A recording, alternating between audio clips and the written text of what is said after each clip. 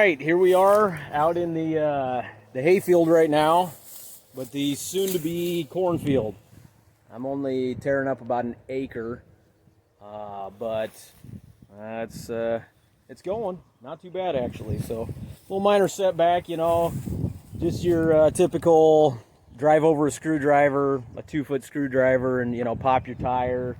Finally got the 2-point hooked back up here, so had the neighbor Jeff do that. Traded him a couple bales of hay for that. But yeah, things aren't going too bad. Probably the biggest thing right now is I got a little issue with the muffler there. So, you know, I mean, I always was a fan of glass packs, so kind of just souping up the tractor on the go. But here we got the 2-bottom plow. This is nothing special, just a typical 2-bottom. And I'll flip this around so you can kind of see what I've done so far. And we'll get some action shots, but it's not going too bad. You know, I think what would help is if these were shined up a little bit more. But you can see, I mean, they went from complete rust to they're starting to shine up already. So the more we go, I'm sure the better it'll get. Of course, sitting right outside the 1963 Chevy C50, kind of the mascot of the farm here. Mainly because it doesn't run right now, so it has to sit here. But I don't know, we might tear into that at some point. So here we go. I'll take you along. We'll get some action shots here.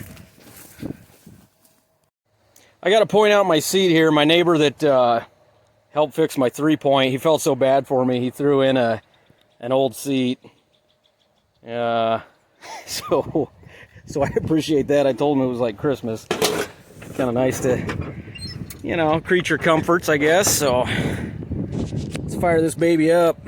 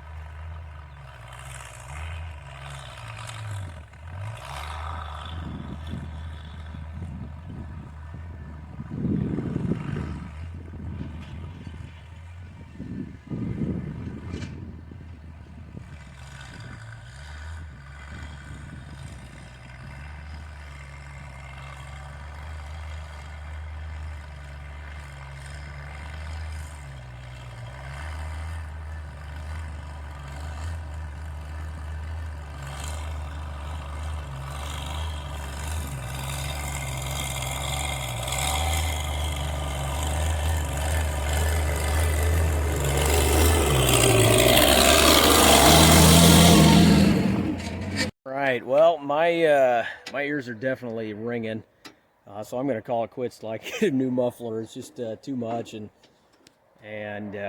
it's kind of getting late anyway. So I was gonna show you guys my hydraulics here. So this is what runs my 2-point, and originally it had what they called a teledepth on there. So you can kind of see that it used to have a push button, and then there used to be some like a restrictor plate here where you could kind of dial in the depths. Now, from what I gather, a lot of that's for planting, but I do wonder if it would help me with plowing, because as you can probably see from the video, I have to manually go up and down a lot to get the right depth, because as you go over the ground there, you know, you have your back end goes in deeper than your front end is, and that kind of stuff. So it'd be nice to have, but really, you know, the tractor runs pretty darn good. I don't really have any big issues with it. It's nice to have the 2-point back on. I do need to fix my loader up a little bit. Got an issue with one of my hydraulic valves here, but the problem is it's this middle valve right here. And so in order to tear into that, to either replace it or do something with it, I've got to split all three. And I don't know, it seems like an awful lot of work for however much I use it. It would be nice to do someday. There's just never a good time to do it. So on we go. So why am I tearing up this beautiful hay field, you might ask? Well, I want to plant our own open pollinated corn.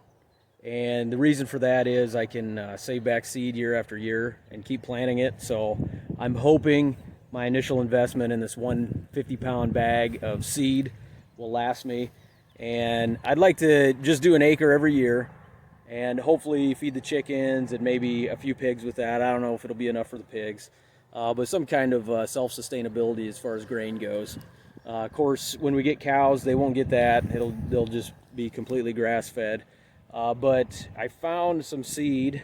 This guy out of Michigan, his name's Scott Dudek. He's been growing this Tommy Boy corn. And not only is it a cool name, but he's actually getting some pretty decent yields with it. So I kind of wanted to try it out. So he sent me a bag all the way from Michigan. We're going to plant it this year, just in this acre. Pretty much from right up here, if I can get my finger out of the way, to down in here. So it's not going to chew up too much of the farm. And the rest of it this year, I would love to get some cows on there with some electric fence. I don't know if that's going to happen, but I do know that cattle are going to start to get cheap because of the way things are going.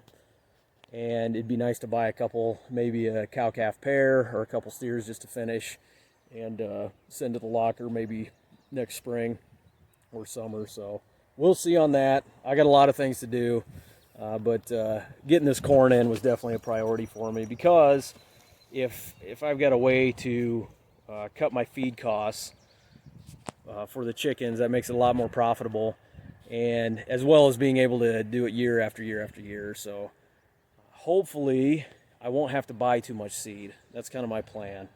And we'll see. You know, a lot of it depends on how well it yields, because if I don't get very good years this year, I won't be able to save back very much. But we'll just wait and see. So I'll take you along for all that. Got the 2-bottom plow on right now. Got like a 12-foot disc I'll take you along for, because after we plow, we got a disc. And my neighbor has a harrow. I don't know if I'm going to need that or not. It'll kind of depend on what the soil looks like. But if I do, I might borrow that. And then, of course, I've got the 2-row planter down there. It's a 2-row John Deere planter. It was an old horse-drawn, kind of like we had out on the farm to plant sweet corn and whatnot with. But it is rigged up as a 2-point planter, or a 3-point, I should say. But we'll see what it does. I think it'll work fine. It's all ground-driven, and I don't think there's much to go wrong with it. So as long as everything turns and as long as we got seed in the box, I think it'll be all right. So along with planting the seed to save feed costs, I'm also tracking my time, and I'm also tracking my gas consumption. So since my fuel gauge is broke, and that's really not a good reference to how much I used anyway, and I'm just using 5-gallon cans at a time, All I'm doing is basically running it to empty and filling it up with 5 gallons of gas. And so I'm going to track all that to see how many gallons it took me to plow, how many to disc, basically all field work, cultivating, things like that, and then I'll have a pretty darn good idea. Or at the very least, if I have to switch over and, if we're doing cleanup around the farm or I'm installing fence or whatever, at least I know what I've spent on gas or what I've consumed on gas, because this gas also goes in lawn mowers and things like that. So as long as I keep it to 5 gallons at a time, I'm feeling pretty confident that I can track it. Or the other method is, to calculate how big the tank is, use a stick and, measure out on that how many gallons each mark is. Maybe that's something Dad can help me with. But I really didn't want to do that right now. So, it's all a time saver game. Things like that. But I would like to be efficient. I would like to know that the time and money I'm putting into putting seeds down and things like that is actually making me money and not costing me money and time. So we'll see on that. Actually, you know what? I'm going to swing you guys around. Let's go check out these chickens. So we got them on pasture. They've been on pasture for, gosh, I don't know, maybe a week. And they're loving life. Looks like you need a little more food before bedtime. But they got their water there. And they get fresh pasture every single day. And I tell you what, they eat it up, literally. So, to give you some reference, these right here, those are alfalfa sprouts. So this whole field used to be alfalfa, and that's what they should look like. So tomorrow, when I pull this thing over, they're just going to attack those, and they eat them all down. They love that stuff. And really, the shorter grass is better than the taller anyway, because at this size, it's harder for them to maneuver the tall grass, and it's not as palatable for them. So they go after the short grass anyway. But it's just kind of convenient that we've got kind of a short run here right now. As the summer goes, when we get our next batch, I may have to mow ahead of them, a few days ahead of them, to keep it down so they can eat more of that, because the more of that they eat, the less grain they eat, the less feed costs I have. And really, it's healthy for them. They eat the bugs, they eat all that good stuff. So I'll just swing it around here, and I'll leave you guys with some birds. A little bird action.